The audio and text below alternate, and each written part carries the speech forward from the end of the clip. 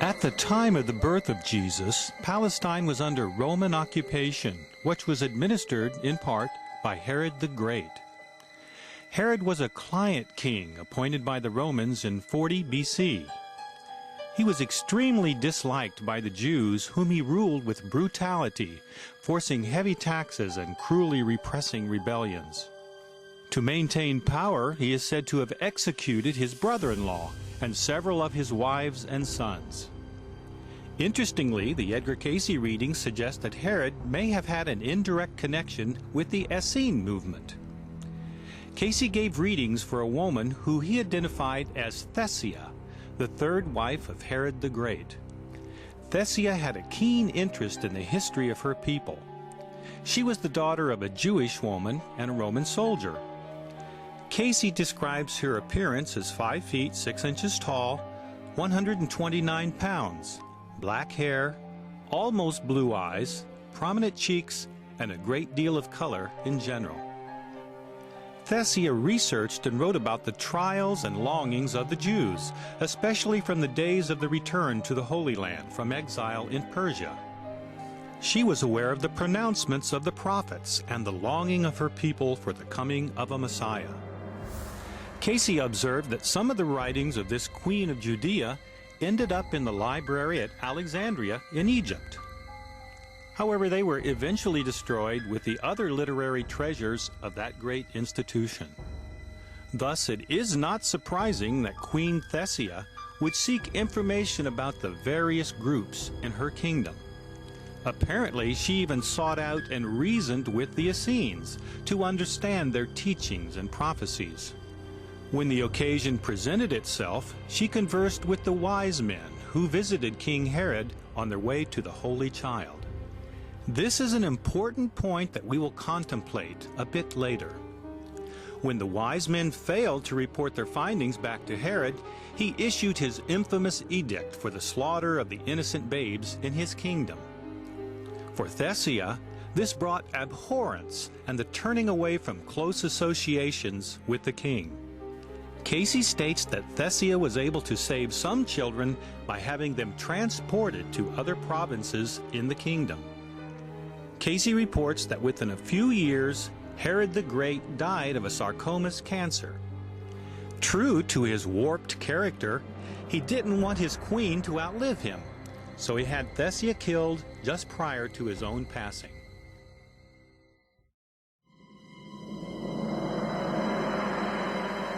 Although Herod's massacre of the innocent infants is widely known due to its documentation in the Bible, there is no historical trace of it to be found.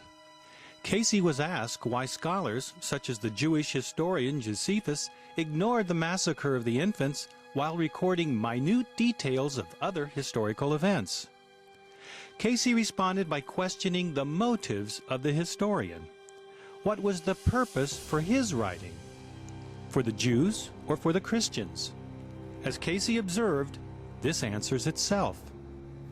Apart from historical documentation, considerations of Herod's massacre typically focus on the ruthlessness of the king and the good fortune of Joseph and Mary to elude his plan by fleeing to Egypt.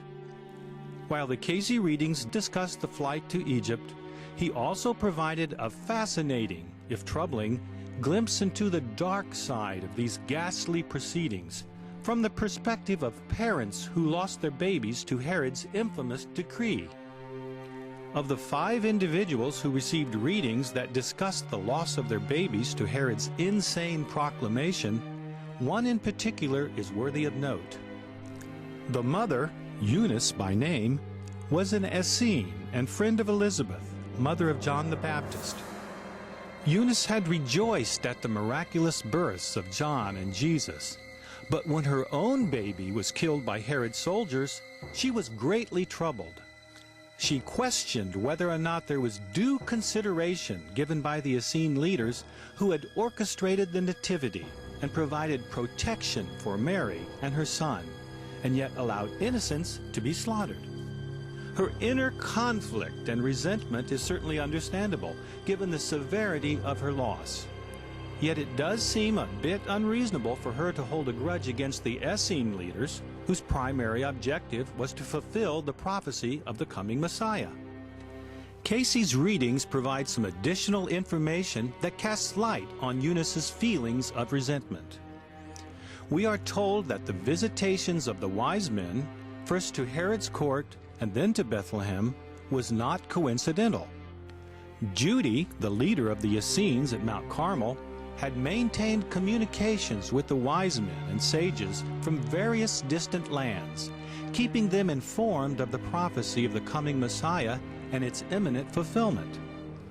So in addition to the astrological signs and psychic intuitions of the sages, there was some political intrigue involved in their journey as well. According to protocol, the Roman authorities were apparently notified of the presence of the visitors and their intentions. Cayce gave a reading for a man who is said to have been the Roman soldier named Puloas, who was assigned the task of guiding the wise men to Bethlehem. Cayce notes that the decision of the wise men to also include a visit to Herod was not in following strictly with protocol. After all, Herod was only a second or a third in authority in Palestine at that time, and should not even have been included in the visit. Cayce further explains that it was Judy who insisted that the wise men visit Herod. She believed that this would arouse in the heart of that debased and self-aggrandizing ruler such a reaction so as to create turmoil between him and his Roman overlords. Why? Judy's agenda was not the replacement of the Roman authority by the coming Messiah. Rather, it was to replace the Jewish authority in the land. She was plotting the overthrow of King Herod. From a strategic standpoint, the plan may have worked. Cayce noted that the Romans tried, unsuccessfully, to stop the execution of Herod's decree. Surely this must have created tension between the Jewish king and Roman occupiers. So when Herod issued his decree for the slaughter of the innocent babes to eliminate any threat to his reign, we can see why Eunice would have resented the lack of consideration by the Essene leadership, especially with regard to how the plan would affect her and other mothers with baby boys. The question naturally arises as to whether Judy and her Essene leaders foresaw Herod's hideous reaction. Was Queen Thessia involved in this plot at any level? Was the massacre an unfortunate but unforeseen side effect of their plan? Or perhaps they were aware of Herod's potentially dreadful response and saw it as an opportunity for fulfilling another prophecy, Jeremiah 31:15, Rachel weeping for her children. Regardless of the intentions of Judy and her Essene associates, the effect on Eunice and other mothers in the region was devastating. To compound matters, the unfairness resonated with an historical pattern within Eunice's own family history. Some of her ancestors remained in captivity, while others were returned to the homeland during the period of Jewish exile in Persia. For Eunice, the unfairness of life issue was again exacerbated when Zacharias, the priest husband of her close friend Elizabeth, was put to death after the birth of his son and his pronouncement in the temple. Try to imagine the hate that Eunice must have felt. And yet, with time, she was able to be healed of her inner torment. Perhaps Elizabeth served as a role model in how to deal with unfairness, how to grieve an unfair loss, and yet maintain faith in the greater good and broader purpose of life. Years later, she again witnessed the unfairness of loss with the killing of John the Baptist and eventually the death of Jesus himself, followed by the grieving of her close friends and associates. She began to see the big picture. As she was healed of her hate and resentment, she contributed to the healing of others during the early years of the Christian Church.